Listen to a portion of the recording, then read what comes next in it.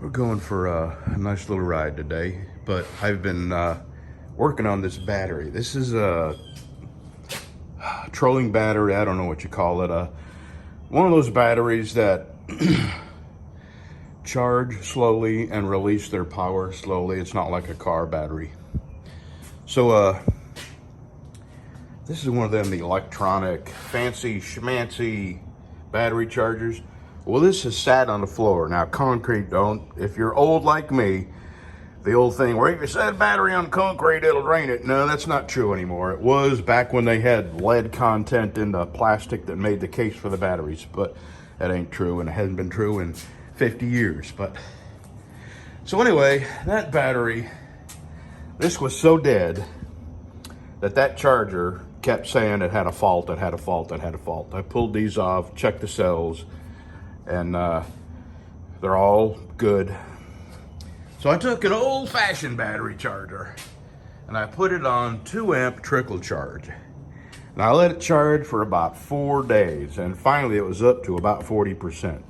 So then I put this on it, and finally, it's taken 2 days, but it's at 100%. So now I'm gonna let it sit here for a couple of days. I'm gonna put this charger back on it and see what it tells me if it's still at 100%. I may have saved the battery, I don't know.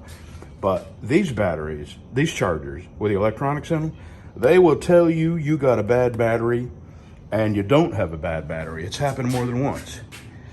Alrighty, I'm gonna drink my coffee, check the air in the tire, check the oil, and we're fixing to go. We are in Logansport, Louisiana, and we're gonna go down here and look at the Sabine River. It's right down yonder. Okay, a couple of miles up the road, we passed a historical marker sign, and there's a ferry. This is a ferry, and this is the old store of Logansport. This is the Sabine River, and I'm going to read this to you just in case you can't read it quick enough. It was at this location that that the steamboat Albert Gallatin, with a commissioner from the United States, I'm not going to read the names, and the commissioner from the Republic of Texas, that's Texas right there, just right across the water. Memican Hunt was his name, along with a surveyor from the United States, where I am, and the surveyor from the Republic of Texas, right there, docked here at Logan's Ferry, which is that there. Get my fat shadow out of the way. And remained here, they June 1, 1840 to June 3rd, 1840, at which time they joined two party members that had been sent ahead to set up camp near the 32nd parallel, several miles above Logansport, and up there is where we passed a historical marker sign, and it was full of bullet holes and I didn't quite read what it said. The commissioners and surveyors established the border between the United States and the Republic of Texas from the Gulf of Mexico to what is now Texarkana. The Sabine River remained the border up to the 32nd parallel, where the border left the river and went due north to what is now Texarkana. Very, very interesting. Okay, I'm gonna look at the Sabine River for a minute. And boy, sometimes this water, it gets up, it has gotten up as high as this before. And I don't know, but I think that bridge may have been underwater. That's how high it got. A lot of people fish this river. Okay, let's see what this sign says. Probably says, Brad, stop reading things aloud. Other people can read too, you know.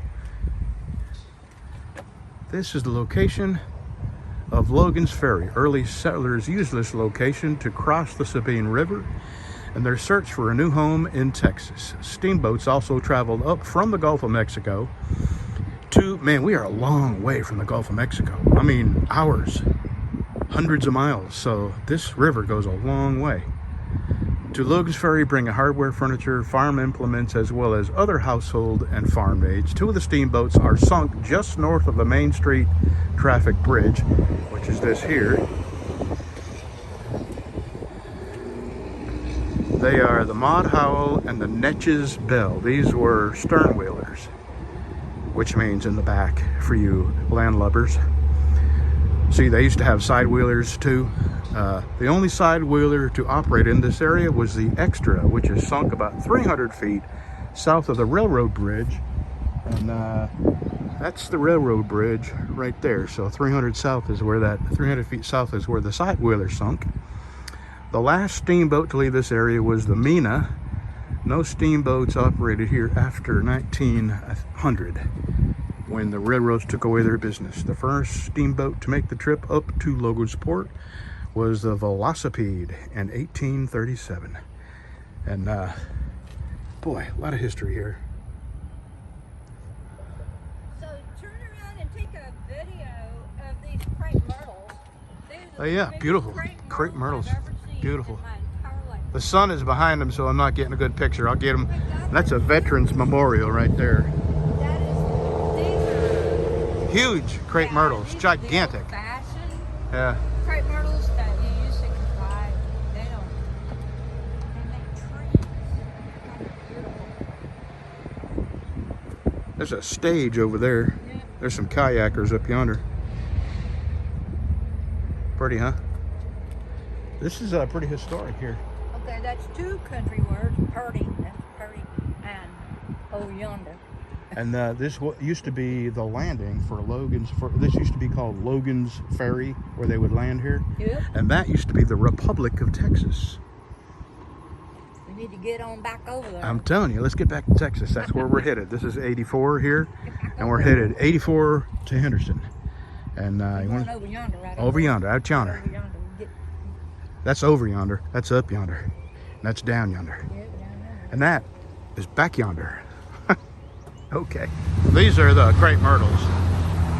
They got to be, geez, 35, 40 foot tall, which is gigantic.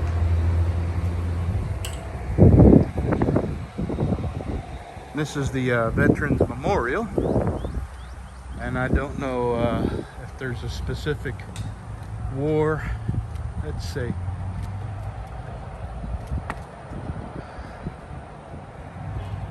Maybe it's just all the local folks that have passed away. Here, something to read over here.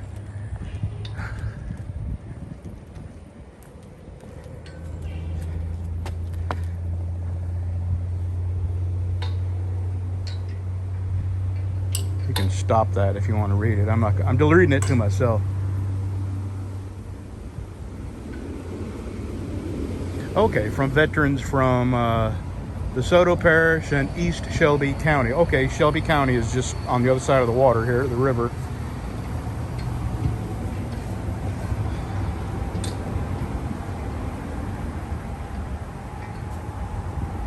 Huh, okay. Back to the bikes.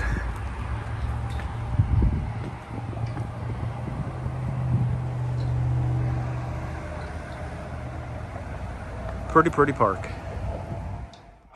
Lord, Lord, Lord, we are back from our ride. And I've turned the air conditioner on down in my leather shop. And today is a light day for me. I'm just going to go down there, watch some TV, and make a sheath for Texas Rumble. Hate touching it, because then I get my fingerprints on it. Okay, so let me tell you this. This is funny. I got on the post office's website, and I ordered, and a long time ago I ordered these, and they've lasted me forever. So I got on their website, and I ordered 60 of them. Okay. This is one box of 6. This is one box of 6 boxes with 100 in each box. They sent me 600 of these. So I just had no idea what the hell the problem, how they could mistake 60 envelopes for 600 envelopes. And I'll show you when I get back to my leather shop, I'll show you the other 5 boxes. I only got room for these, for this one and what few I got left in here. So I went back on the post office's website, and what I didn't realize, so it's my mistake, is that they only offer these envelopes in packages of 10. So if you order one, you're getting a package of 10 of them. So I ordered 60 and I got 60 packages of 10. God, I'm going to have these envelopes for the rest of my life. Okay, I thought that was kind of funny. My mistake, not the post office's mistake. See there? That's 500 more. They sent me 600 without even batting an eye. And they're free. So how many people are ordering these to like move their house, to pad their furniture and just, now it's my mistake. I ordered 600 thinking I was ordering 60, but I did not know they came in packs of 10. And the last time I ordered, it must be something new, because I ordered 60 last time and it's lasted me all this time. It's lasted me over a year. So, like I say, these are going to last me a lifetime. Alright, I am cutting out a Texas Rumble sheath. Let's see how far I can get on this today. Okay, I'm trying to see what color will go best with, it's sort of a gray silver with some black specks. And I kind of Googled, I'm not what you would call a fashionista. So, in my book, stripe and plaids go well together, but apparently that's not a thing. So, I Googled what color goes with gray, and it gave me a list of colors. And burgundy and black were 2 of them, and I just happen to have burgundy. This is burgundy with a black fade. Let me shut this. This is a super, you don't get, there we go. It's an odd light. It's super bright, but it's not real clear, about color. So let me turn this around.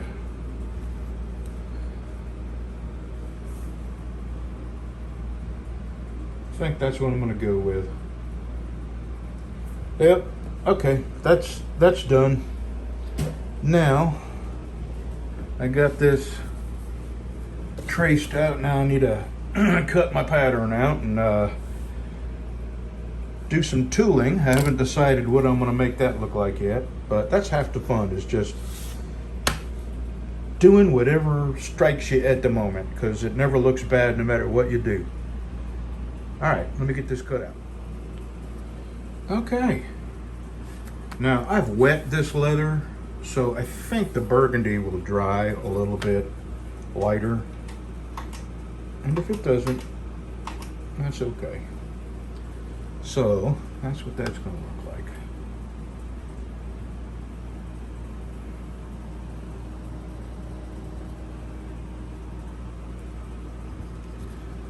Okay, now we glue the webbing in. And yeah, see how it gets a little lighter where you bend it? I kind of like that. It looks like a built-in fade. All right, I'm going to glue the webbing in, and that's probably all I'm going to do today. I'm going to let this dry overnight. And tomorrow I'll come knock my holes in, sew it up, do my fade, and this will be si vende, for sale. I'll do a separate video offering it for sale, and if I sell it, I'll take the video down.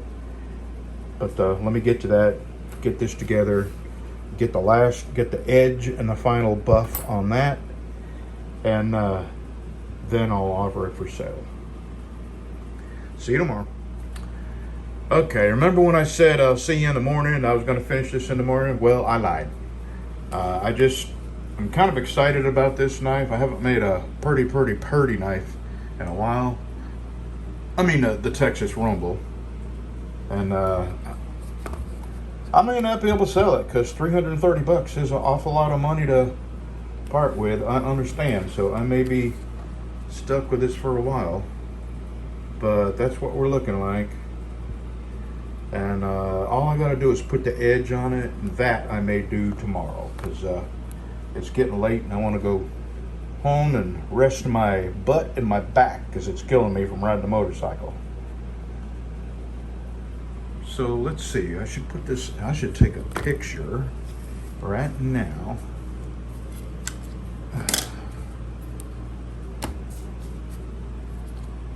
There we go.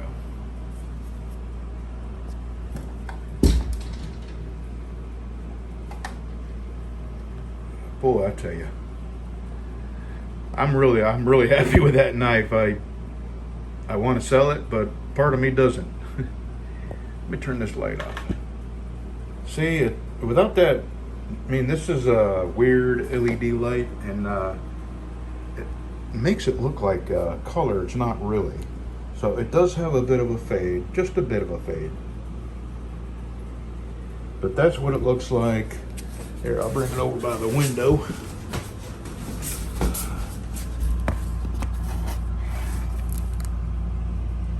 So those colors go pretty good. I'm glad I chose them.